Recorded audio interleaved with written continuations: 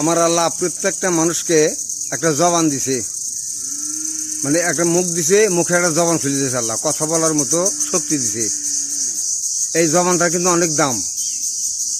মানুষের মুখে যে জবান দিছে, জবানটার কিন্তু অনেক দাম, অনেক মূল্য জবানটার। কিন্তু এই যদি কথা দিয়ে কথা ঠিক রাখেন তাহলে জবানটার কিন্তু অনেক মূল্য।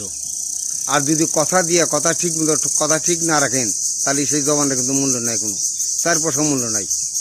কাজে এই জবানটা দিছে আল্লাহ মানে ঠিক রাখার জন্য। জবানটা অনেক মূল্য ঠিক রাখার জন্য আল্লাহ পাক এই জবান কথা বলার মতো শক্তি দিয়েছে, আল্লাহ জবান দিয়ে দিছে।